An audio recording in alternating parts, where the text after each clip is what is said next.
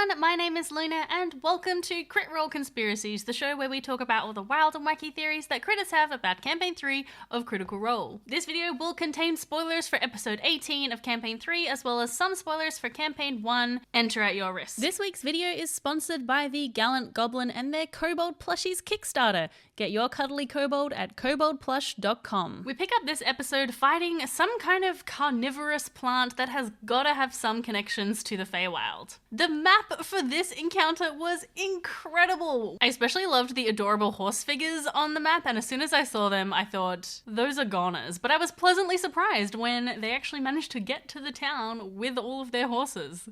Good job, Bell's Hills. Whilst they're fighting the plant, Ashton gets eaten but manages to cut his way out. Lorda also gets eaten and downed, but she manages to roll high enough on her death save to pop back up again using her ability Cling to Life. And she crawls out of the hole that Ashton made in a very horrifying scene, as is Lorda's way. Honestly, I'm surprised that she didn't find the body of a dentist in there. Now, as Lorda is coming back from being downed, she hears Delilah's voice in her mind say, "Not yet, there's too much more to do," or something to that effect. And Marisha actually refers to this voice as Delilah. I know many of you in my comments have pointed out that even though we know the patron is called D, we hadn't actually heard the words Delilah uttered. So I feel slightly vindicated that yes, it does indeed seem to be Delilah. Now, I will cop that maybe it's not Delilah, it's somebody impersonating Delilah and Lorda doesn't know.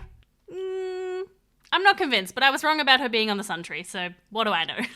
Kitty! I actually want to take a little deep dive into the whole Lorda-Delilah connection because we were talking about it a lot in the comments of my last video, given the revelation that Lorda is indeed one of the bodies that was hung on the Sun Tree in Campaign 1. I did a bit more of a breakdown that in the last episode if you didn't see that. Now, I struggle a little bit with timelines and things, so thank you so much to Forever Degenerate.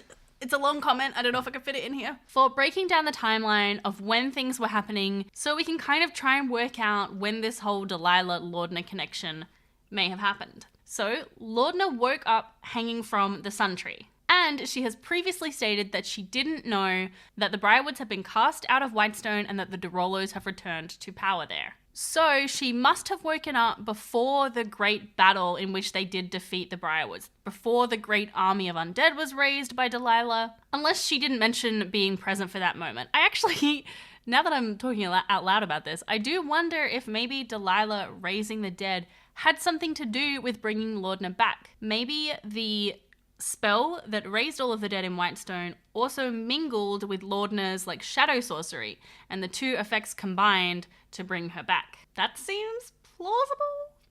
But however she did manage to come back, it seems unlikely that Delilah was in her mind at that moment, because we know that Delilah was very much alive in those moments before, raising the army of the undead, and she gets up to all other kinds of hijinks before Vox Machina finally dispatches her sometime later. We also have one more piece of information about this timeline, in that Lorda mentioned in an earlier episode when she was discussing things with Imogen. She said that Delilah entered her mind 1 year after she died.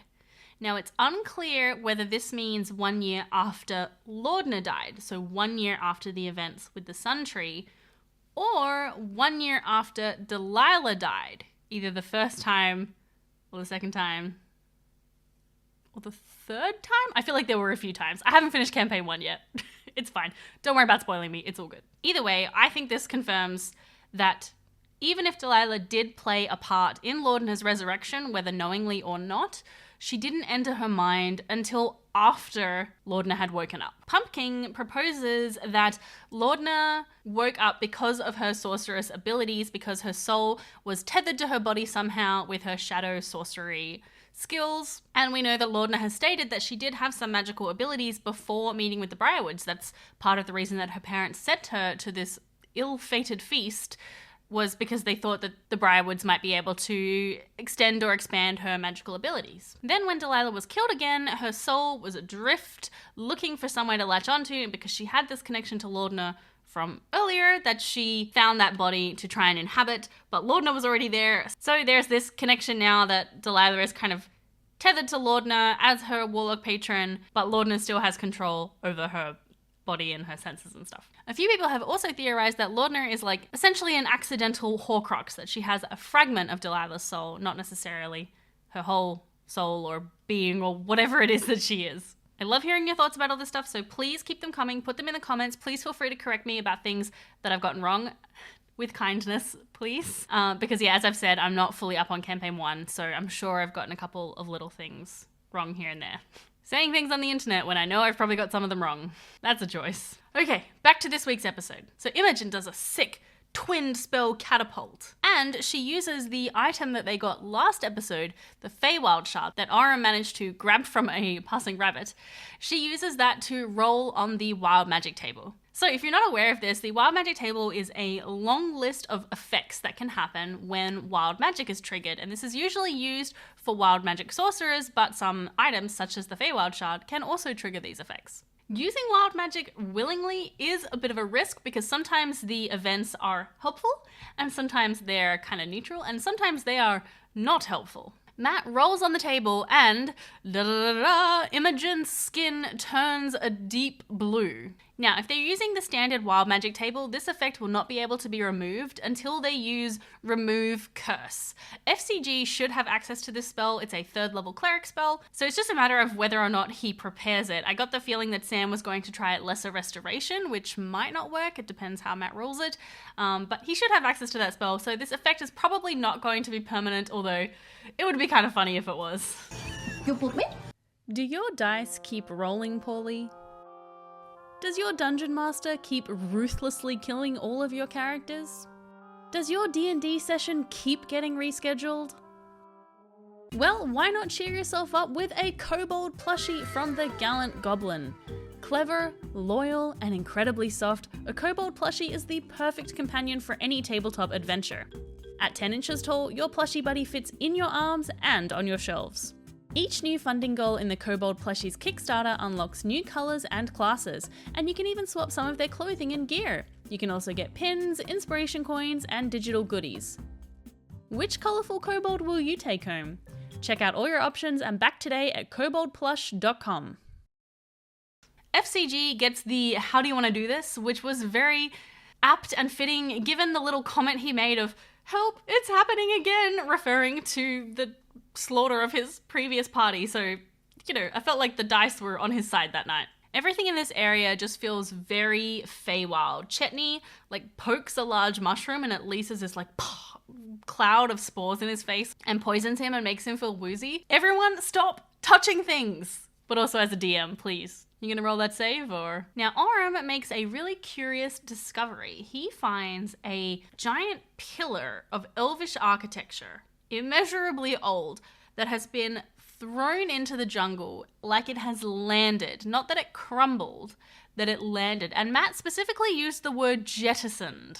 So I think, / hope, that this is from a floating city like Aurum. We have been theorizing for a couple of weeks that there might be another city here in Marquette, very much like the one of Aurum, that has crashed down and the ruins are kind of everywhere, ready to be explored. But this theory could be squashed by Matt describing that there used to be a city inhabited by an elvish and orcish society, and that city was, like, wiped off the face of the continent, including all of the jungle, during the calamity by one of the betrayer gods. So maybe this is a pillar from that city. But hey, I can hold out hope. Imogen does take a little rock sample, so maybe they'll get someone to look at it and we'll get a few more answers. They head off towards the Heartmoor Hamlet and they meet another group of adventurers, potentially an adventuring party. I am very suspicious of this adventuring party. Perhaps they are in town for a specific heist. The cast members certainly seem to think so, that this could be the rival party that they're going to be facing off against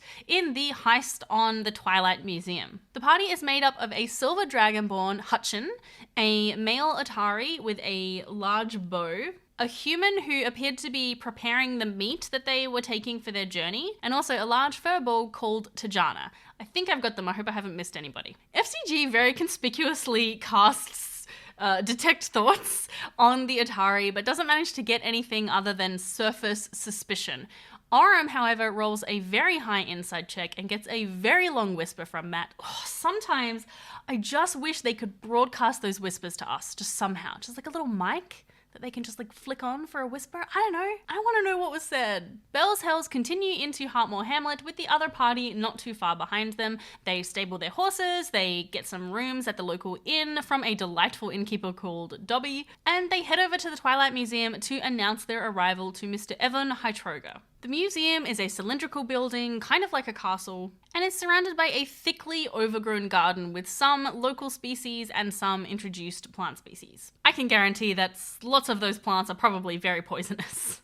The proprietor of this establishment, Mr. Hytroga, is very ostentatious, very gaudy. He gives me very Grand Master vibes. He gives them a warning to be careful and to walk carefully, and that if they see anything that scares them, they should run. I can't wait to see what's inside!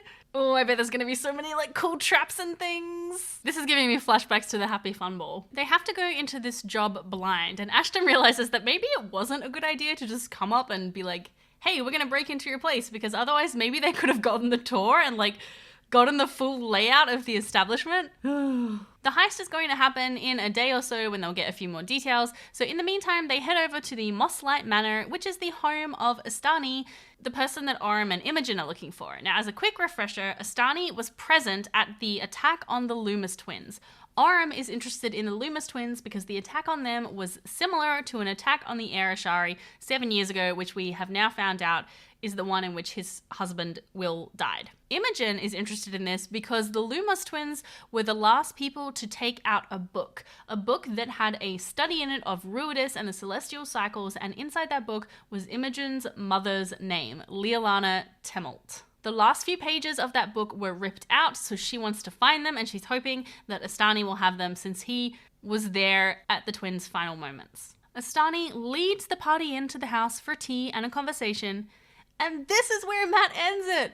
Ah! Oh, I was so frustrated. I was so excited to learn some more stuff here. I'm actually really curious about why they ended here. It was a very short episode this week, only about 3 hours and 20 minutes or so. They probably could have fit that conversation in. Even if it took an hour, that's still kind of a standard length of time for Critical Role. Some people have speculated that there is going to be a guest in this scene, potentially even a guest playing Astani himself, or maybe there's going to be a guest for the heist scene. That would be pretty fun. Otherwise, it could also just be that we've had quite a few long episodes lately. We've had several episodes over 5 hours, so it could just be that they wanted to have a short, sharp, and shiny one this week, and it might have even been a production thing of like they just didn't have the same amount of time to film that day. Whatever. It's fine. Whatever the reason is, I can wait. Hopefully we will get some answers in the next episode from Astani. I'm really excited to see what shakes out about that. Now, before we finish up, I want to talk a little bit about Fern's grandmother. Last episode, we learned that her grandmother's name is Morrigan. The significance of this name was kind of lost on me last week, but a lot of you pointed out in the comments that Morrigan, or the Morrigan, is a deity in Celtish folklore. Specifically, a deity of war and fate, who is often represented as a raven, very much like the Raven Queen in this world of Isandria. The Morrigan is also sometimes represented as 3 sisters, which immediately made me think of 3 hags. I don't know why, maybe because I've played in a lot of games with covens of hags that have 3 sisters. And a few people have a hunch that Fern's grandmother might be a hag. DMAC also points out that in Campaign 1, Artigan warned the party about an old woman who lived in the Feywild that they should steer clear of. This might be a nice little thread between those 2 moments. Good sleuthing, everyone. I can't wait to learn more about Fern's family. So many ideas about who her parents might be, what they might be doing in Aor. I feel like we're really hooking into the meaty stuff now. We're slowly getting bigger and bigger drops of lore that are kind of helping build this big picture. It's exciting times. Comment of the week, which was a new segment I introduced a couple of weeks ago and then promptly forgot to do. But comment of the week this week goes to Max, who pointed out that Lorda is the first and so far only member of Campaign 3 who is animated. Oof, what a scene to be in though. God. Thank you once again to Gallant Goblin for sponsoring this video. And thank you so much to my patrons and YouTube members. If you'd like to get access to my podcast, Flump Friends, where we talk about all things D&D and tabletop RPGs, you can do so by signing up at Patreon or by clicking the big join button underneath this video. And remember, until next time, leaves are just nature's tea tassels. Hopefully I don't get demonetized for that.